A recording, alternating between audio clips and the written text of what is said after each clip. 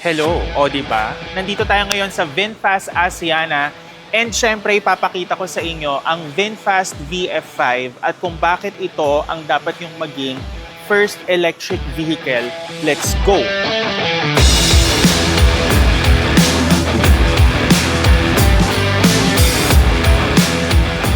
Ayan, pasok tayo dito sa loob ng VinFast VF9. Di ba sabi ko nga sa inyo kanina, this is an electric vehicle. So therefore, this is eco-friendly. Eco-friendly which means you care for the environment.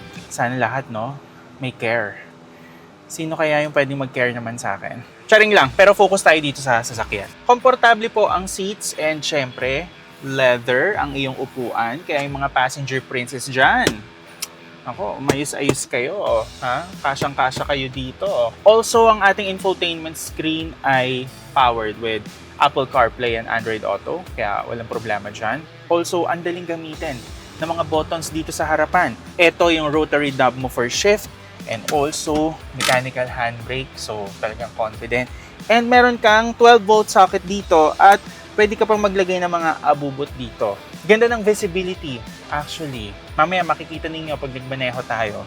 Pero ngayon, punta muna tayo sa likod. Dito naman sa likod ng VinFast VF5, magugustuhan din to ng mga passenger princess, aka mga junakis, no? Mga chikiting natin.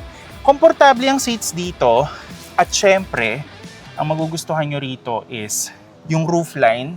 5 po ang kasya sa loob ng VF5. Kaya nga po ang tawag dito VF5 kasi ibig sabihin 5 yung kasya.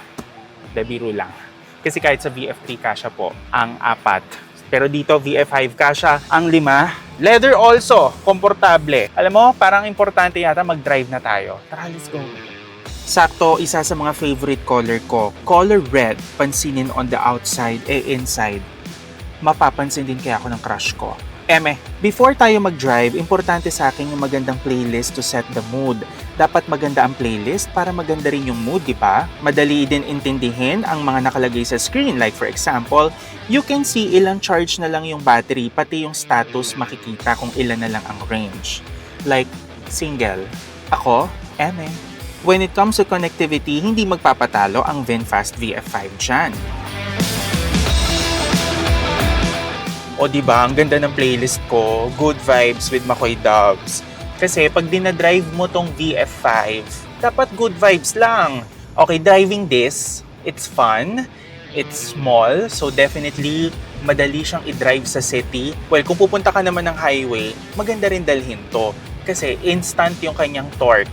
Fully electric vehicle siya. So, ibig sabihin, you will enjoy the benefits of, alam mo na, green ride, but at the same time, matulin. Dahil nga, instant yung torque niya because of the electric motors. O, tignan nyo itong mga U-turn ko. Ganda ng turning radius. O, turn to the left, turn to the right, to the left, to the left, to the right, to the right. Nahalata yung edad ko doon. Alam niyo ba yung kantang yon? The hoop coming up, the hoop coming up. Baka hindi na-gets ng mga nanonood ko ano yung ibig kong sabihin. Tootsie Roll, yun yung title. I-search nyo. Nasa Good Vibes playlist ko yan.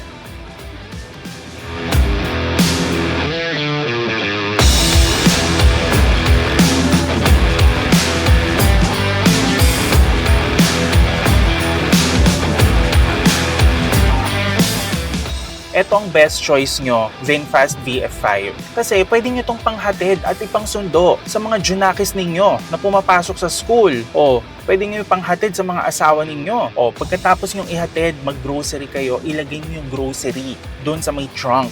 Kasi kasyang-kasya po. Yes! O, akala nyo mga pang momshies lang ang VinFast VF5. Ay, no, no, no! Dahil pwede rin to sa mga junakis nyo. Like for example, meron kayong mga anak na college na, di ba? At kailangan nila ng reliable commuter na eco-friendly din. Ito ang piliin ninyo, VinFast VF5.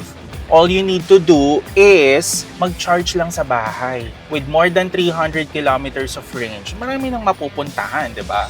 School, bahay, pwede rin sa gala, di ba? Basta ipapaalam nyo sa parents nyo kung saan kayo pupunta.